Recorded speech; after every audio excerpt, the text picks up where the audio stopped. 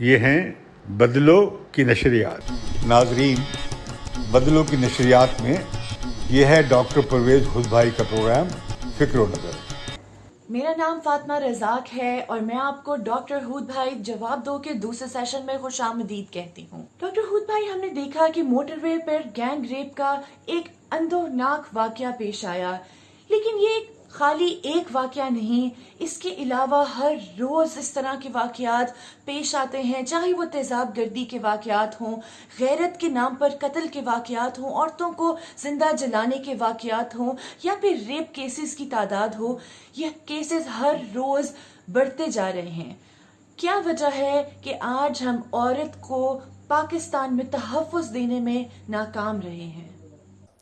ہاں، جو آپ نے سوال کیا بہت صحیح ہے. آخر اس سماج میں عورت بہت مظلوم ہے. جو اس کے اوپر گزرتی ہے وہ عورتیں خود ہی بتا سکتی ہیں. لیکن ایسا کیوں ہے؟ اس لیے کہ روایتی معاشروں میں جہاں قبائلی اقدار ہوتے ہیں وہاں عورت کو ایک کسی کی ملکیت سمجھی جاتی ہے. تو وہ کسی مرد، خواہ وہ باپ ہو، بھائی ہو یا میاں ہو، تو وہ اس کی سمجھی جاتی ہے، اس کی اپنی کوئی حیثیت نہیں ہوتی ہے. تو یہ دیکھ لیجئے کہ پرانے زمانوں میں جب جنگیں ہوتی تھیں تو عورتوں کو اٹھا کر لے جاتے تھے، وہ پھر لونڈیاں بن جاتی تھیں کسی کی، وہ پھر اس کی ملکیت ہو جاتی تھی. تو یہ تصور کہ عورت خود انسان ہے، یہ تو بعد میں جنم لیا. اب میں یہ آپ کو بتاتا چلوں کہ یہ یورپ میں بھی ایسا تھا آج سے 400-500 سال پہلے تک. تو جو روایتی مذاہب ہیں، پرانے مذاہب ہیں، خواہ وہ ہندو مت ہو یا عیسائیت ہو یا اس سے پہلے یہود مت ہو یا پھر بعد میں جو اسلام آیا، ہر ایک میں عورت کو کسی نہ کسی مرد کی ملکیت سمجھا جاتا تھا. اب جب جدید دور آیا اور جب ایک انسان کی قدر کا تصور جنم لیا تو اس وقت پھر یہ پھر ختم ہونے لگا. اگرچہ اب تک پوری طرح سے ساری دنیا میں ختم نہیں ہوا ہے، لیکن رجحان ہے. اب آپ یہ پوچھ سکتی ہیں کہ آخر یہ فرق کیوں آیا، اور بنیادی طور پر اس مسئلے کا ذرائع پیداوار کے ساتھ تعلق بنتا ہے. اگر آپ پرانے زمانوں کو دیکھیں تو جب انسان غاروں میں رہتا تھا اور وہ شکار کے ذریعے سے یعنی جنگلی جانوروں کا شکار کرتا تھا، تو ظاہر ہے کہ مرد کیونکہ زیادہ تیز دوڑ سکتے ہیں، ان کے بازوؤں میں زیادہ زور ہے، تو وہ بہتر شکار کر سکتے ہیں. اور اسی لیے مرد زیادہ ایک قیمتی، ایک زیادہ اہم رکن سمجھا جاتا تھا اس قبیلے کا. پھر جب زراعت کا زمانہ آیا، جب انسان نے کھیتی باڑی کرنا شروع کی، تو اس وقت بھی جسمانی زور ایک بڑی اہم چیز تھی. کون کتنی فصل کاٹ سکتا ہے، بو سکتا ہے. بیل کو جوتنے کے لیے آپ کو کافی محنت، زور چاہیے ہوتا. تو ظاہر ہے کہ وہاں بھی عورت کم اور مرد کا رتبہ زیادہ ہوتا تھا. لیکن اب جب جدید دور آیا ہے، اور جیسا کہ آج کل کے دور میں آپ دیکھتے ہیں کہ ایک دفتر میں مثال کے طور پہ بہت سے لوگ کام کرتے ہیں، بہت سے مرد کام کرتے ہیں. اب ان کی تنخواہیں جو ہیں اس پر نہیں منحصر ہے کہ کس کا وزن کتنا ہے، کہ وہ 60 kg کا ہے یا 80 kg کا ہے، یا کہ اس کا قد 6 فٹ ہے یا 5 فٹ 5 انچ ہے. اس سے فرق نہیں پڑتا. تو اب جب کہ ذہنی محنت اور انسان کے ذہن سے کمایا جاتا ہے، اس کے استعمال سے کمایا جاتا ہے، تو پھر عورت اور مرد میں فرق نہ ہونے کے برابر ہو جاتا ہے. بلکہ بہت سے ایسے کام ہیں جو عورت بہتر کر سکتی ہے. اس طرح سے انسانی معاشرے کے اندر ارتقاء ہوا ہے اور عورت کا مقام وہ اس تک پہنچا ہے جیسا کہ آج آپ ترقی یافتہ ملکوں میں دیکھتے ہیں. لیکن جو پرانے اقدار سے منسلک ہیں، وہاں تو عورت کو اب بھی بہت ہی حقیر سمجھا جاتا. ڈاکٹر ہود بھائی، آپ نے یورپ کی بات کی.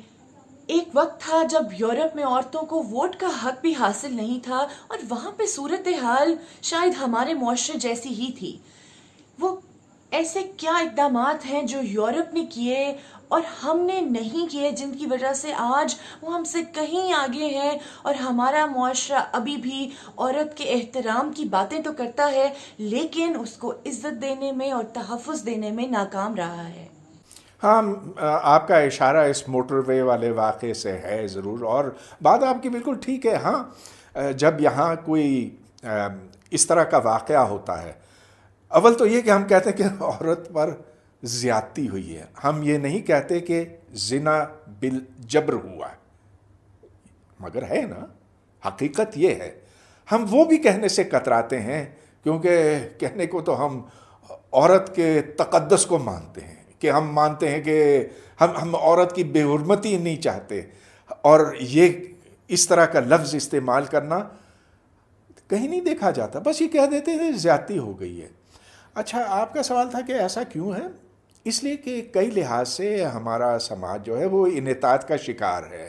یہاں سوچ آ کر منجمد ہو گئی ہے. ایک زمانہ تھا، اور یہ بات بہت زیادہ پرانی نہیں ہے، آج سے 5-6 دہائیاں پہلے تو ہمارا ملک پاکستان یہ اسی ڈگر پر چلا تھا جو باقی دنیا دیکھ چکی ہے اور جس پر چل چکی.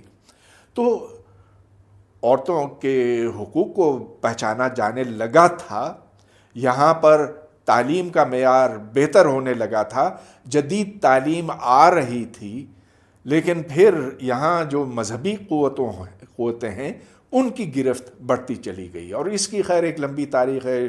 بات ذوالفقار علی بھٹو سے شروع ہوتی ہے، پھر ضیاء الحق تک جاتی ہے. مشرف نے بعد میں تھوڑا سا اس کو کنٹرول کرنے کی کوشش کی، لیکن اب جو عمران خان کا زمانہ ہے تو ہم اور پیچھے کی طرف چلتے جا رہے ہیں. ہاں، یہ بہت میرا خیال ہے تشویشناک بات ہے. آپ دیکھ سکتے ہیں کہ ہر لحاظ سے، سماجی لحاظ سے ہم پیچھے کی طرف جا رہے ہیں. بس میں تو اسے یہ امید کر سکتا ہوں کہ یہ وقتی ہے، لیکن فی الحال تو ہاں، we are on the downslide. Doctor Hoodbhoy, جب بھی عورتوں نے ریزسٹنس کی بات کی، چاہے وہ زیادہ دور میں سٹرگل کرنا ہو یا پھر آج کے دن عورت مارچ نکالنا یا سڑکوں پر آ کر پروٹیسٹ کرنا، بہت سے لوگ کہتے ہیں کہ کیا ضرورت ہے، عورت کو آج بھی تمام حقوق حاصل ہیں، اسلام تو تمام حقوق دیتا ہے، اور شاید یہ ہماری مشرقی روایات کے خلاف ہے. آپ کو لگتا ہے کہ مارچ کرنے سے، سڑکوں پر نکلنے سے یہ مسائل حل ہو جائیں گے؟ ہاں، ظاہر کہ میں یہ سمجھتا ہوں، اور میں خود اس میں شامل تھا پچھلے اس سال کی شروع میں، عورت مارچ میں میرا مطلب ہے. اور مجھے پتہ ہے کہ اس کے بعد کتنے پتھر پڑے تھے. ادھر ساتھ والا ایک مدرسہ تھا، وہاں سے اینٹیں پھینکی گئے ہماری طرف ادھر اسلام آباد میں. تو میں اس بات سے واقف ہوں. اب ایسا کیوں ہوتا ہے؟ اس لیے کہ جو دقیانوس معاشرے ہوتے ہیں وہاں حد الامکان کوشش ہوتی ہے کہ کسی طرح سے آگے نہ بڑھایا جائے، کیونکہ ان کے نزدیک یہ کوئی بہت بڑی بات نہیں ہے کہ عورت کے ساتھ کوئی ظلم ہو جائے، کوئی زیادتی ہو جائے، کیونکہ وہ اس کو پورے طور پر انسان مانتے نہیں ہیں، مرد کے برابر مانتے نہیں ہیں. وہ کہتے ہیں ہاں ہم نے تو اس کو ایک بہت اعلیٰ مقام دے دیا ہے. لیکن میں ان سے یہ سوال کرنا چاہوں گا، یہ یہاں کی اسٹیٹسٹکس ہے، یہاں کا اندازہ ہے کہ ہر روز 3 عورتوں کے اوپر، عورتیں یا لڑکیوں کے اوپر زنا بالجبر ہوتا ہے، ریپ ہوتا ہے. اس پر آپ کبھی نہیں بولتے، بلکہ آپ یہ لفظ بھی نہیں استعمال کرتے ہیں.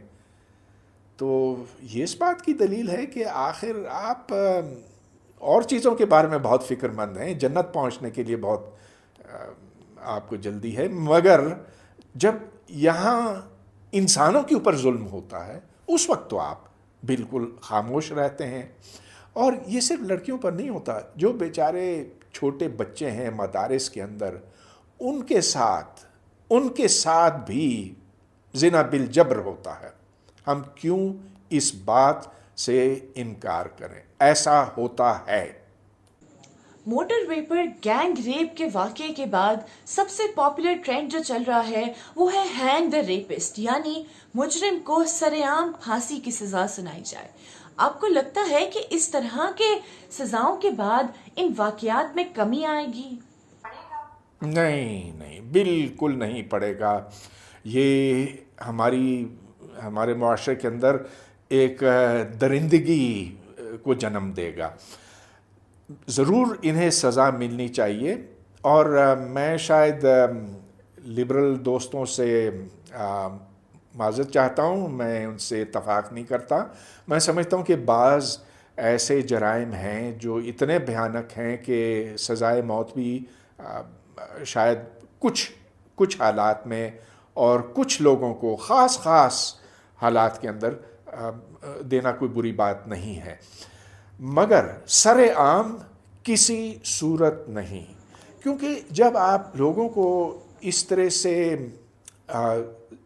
تکلیف پہنچاتے ہیں، مارنا تو ایک بات ہے، زندگی سے فارغ کرنا ایک بات ہے، لیکن اس طرح سے اذیتیں دے کر اور اس تشدد، اس وائلنس کو منظر عام پہ لا کر یہ آپ کسی کی خدمت نہیں کرتے. تو آج سے کوئی 300-400 سال پہلے یورپ میں بھی ایسے ہوتا تھا، بلکہ اس سے بھی زیادہ بھیانک قسم کی سزائیں ہوتی تھیں. 2 گھوڑے ہوتے تھے اور وہ ایک مجرم کو پکڑ کر علیحدہ کر دیتے تھے، اور 2 کیا اس طرف ایک ٹیم ہوتی تھی گھوڑوں کی، اس طرف بھی ایک ٹیم ہوتی تھی، اور پھر اس کو وہ علیحدہ کھینچ کر چیڑ پھاڑ دیتے تھے. ایک اور ہوتا تھا کوارٹرنگ اور فنا. لیکن اس سے کوئی اچھے نتائج برآمد نہیں ہوتے. اس سے لوگوں کے اندر ایک دیوانگی آتی ہے اور وہ پھر خونی جانور بن جاتے ہیں. ہم نہیں چاہتے کہ اس طرح کا ہو، لیکن ضرور انصاف ہونا چاہیے اور سخت سزا ملنی چاہیے، مگر ایسا بالکل نہیں ہونا چاہیے. ہم نے مسائل تو ڈسکس کر لیے، لیکن آپ کے خیال میں خواتین پر تشدد سے واقعات میں کمی کس طرح لائی جا سکتی ہے؟ ہمارے معاشرے کو، ہماری ریاست کو ایسا کیا کرنا چاہیے کہ یہ اقدامات اور اس طرح کے مسائل کم ہو جائیں؟ بنیادی طور پر ہمیں اپنے اقدار بدلنے ہوں گے تھوڑا. اور ایک بات تو یہ ہے کہ لوگوں پر ڈراموں کا بڑا اثر ہوتا ہے. تو جب وہ دیکھتے ہیں کہ عورتوں کو ایک خاص رول دیا جاتا ہے، خاص کردار دیا جاتا ہے، تو وہ چیز ان کے دماغوں کے اندر اٹک جاتی ہے. اب مثال کے طور پر اگر آپ کے ڈرامے میں کوئی ایسی لڑکی ہے جو بہت تیز ترار ہے، لیکن وہ غلط طرح سے اپنا ذہن استعمال کرتی ہے، تو چالاکی اس کے ساتھ منسوب کی جاتی ہے، تو یہ ایک غلط کردار ہمارے سامنے یوں رکھا جاتا ہے. تو ہمیں اول تو یہ کہ جو کچھ ٹی وی کے اوپر آتا ہے اس کے اوپر ایک سماجی سطح کے اوپر بحث کرنے کی ضرورت ہے. جو رول ماڈلز ہیں انہیں درست کرنا ہے. دوسرے یہ کہ جب بھی اس طرح کے بھیانک واقعات ہوتے ہیں جیسا کہ موٹر وے کا تھا، تو پھر جو بڑے لوگ ہیں ان کو اس کی کھل کر مذمت کرنی چاہیے، اور یہ کہنا چاہیے کہ یہ صرف ایک عورت نہیں، یہ ایک سماج کے رکن، ایک ممبر آف سوسائٹی کے خلاف ظلم اور زیادتی ہوئی ہے، اور ہم مجرموں کو پکڑیں گے یا پکڑنے کی حتی الامکان کوشش کریں گے. لیکن جب ان کے منہ سے یہ باتیں نکلیں گی تب میں سمجھتا ہوں کہ ہم بہتری کی طرف گامزن ہوں گے. جی، اسی کے اوپر جیسے ہمارے پرائم منسٹر صاحب نے فرمایا کہ ارطغرل جیسے ڈرامے، مذہبی ڈرامے، اسلامک ہسٹری پر مبنی ڈرامے جائز انٹرٹینمنٹ ہے، اور باقی ساری فحاشی پر مبنی اور شاید حرام ہے، اور ہمیں اس سے دور رہنا چاہیے. آپ کا کیا خیال ہے اس بارے میں؟ دیکھیے، مشہور کہاوت ہے 900 چوہے کھا کے بلی حج کو چلی. تو اب جن صاحب کا آپ نے ابھی ذکر کیا وہ تو مغرب میں بہت مشہور تھے، اور کوئی سا بھی آپ اس زمانے کا اخبار کھول لیں تو پتہ چلتا ہے کہ ان کی کیا حرکات تھیں وہاں پہ. اب جب کہ بڑھاپا آ گیا تو پھر ہر چیز ان کو کسی اور رنگ میں دکھائی دیتی ہے اور وہ ہمیں پیچھے کی طرف دھکیلنا چاہتے ہیں. مسئلہ یہ ہے کہ جب آپ پروپیگنڈا دکھائیں گے، اور یہ جو آپ نے ارطغرل کی بات کی، یہ کوئی مستند تاریخ نہیں ہے، یہ ڈرامہ ہے، یہ ناول ہے، اور اس کا ایک خاص مقصد ہے کہ ہمیں ایک قبائلی معاشرے کی طرف پہنچایا جائے. جن لوگوں کو آپ صبح و شام کوئی مذہبی پروگرام دکھاتے رہیں گے، کیا وہ کوئی کم جھوٹ بولتے ہیں، کوئی کم ریاکاری، کوئی کم دروغگوئی، کوئی بہتر سلوک اوروں کے ساتھ؟ مجھے تو نہیں لگتا. ایک مشہور ایکٹر نے ابھی ریسنٹلی کہا کہ یہ جو می ٹو جیسی کیمپینگز ہیں یا شاید عورتوں سے ہراسگی کے واقعات اور تشدد کے واقعات عورتوں کی مذہب سے دوری کا سبب ہے. پورا ملبہ عورت کے اوپر ڈالا جاتا ہے کہ وہ خراب ہے، کہ وہ غلط کپڑے پہنتی ہے، حالانکہ یہاں اس واقعے میں کپڑے کا تو سوال ہی نہیں پیدا ہوتا ہے. وہ بیچاری خاتون اپنے بچوں کو لے کر چلی تھی، خدا جانے کیا وجہ تھی، نہ مجھے پتہ ہے، نہ میں جاننا چاہتا ہوں کہ کیا وجہ ہے. مگر یہ بھی دیکھیں کہ لوگوں کے گھروں کے اندر ان جو مجرم ہیں وہ گھسے ہیں، انہوں نے جا کر وہاں پر زبردستی خاتون خانہ کے ساتھ زنا کیا ہے، اور جب انہیں رپورٹ بھی کیا جاتا ہے تو کوئی سیاسی ڈوریاں کھینچ کر وہ بری ہو جاتا ہے. اور بہت سے ایسے واقعات ہوئے ہیں.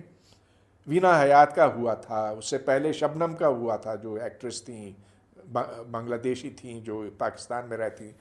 ایسے بہت سے واقعات ہوئے، اور وہاں بالکل یہ بات نہیں تھی کہ کوئی غلط کپڑے پہنے، کوئی غلط وقت پہ نکلا. یہ ہے کہ ہمارے ہاں بس یہ زبانی جمع خرچ ہوتی ہے کہ زنا بالجبر بری چیز ہے، لیکن دل ہی دل میں ایسے لوگ، یہ جو بڑے لوگ ہمارے ہیں، وہ اس کو برا نہیں سمجھتے. وہ کہتے ہیں ٹھیک ہے ٹھیک ہے، عورت کو ٹھکانے لگانا چاہیے. میرا خیال ہے کہ بنیادی طور پر ہمیں اپنے اقدار بدلنے چاہیے. یہ اقدار بدلیں گے جس طرح باقی دنیا میں بدلے ہیں. تو ہم صرف کچھ 400 سال پیچھے ہیں، شاید اس سے بھی کم، شاید 5 6 7 8 نسلوں کے بعد یہ حساب بہت بہتر ہو جائے گا، شاید اس سے پہلے بھی. تو ہمیں پر امید ہونا چاہیے. بہت شکریہ ڈاکٹر ہود بھائی ہمیں وقت دینے کا. اگلے سیشن میں ہم مزید سوالات کے ساتھ حاضر ہوں گے اور آپ کے پاس ڈاکٹر ہود بھائی سے مزید جوابات طلب کریں گے. یہ ہیں بدلو کی نشریات.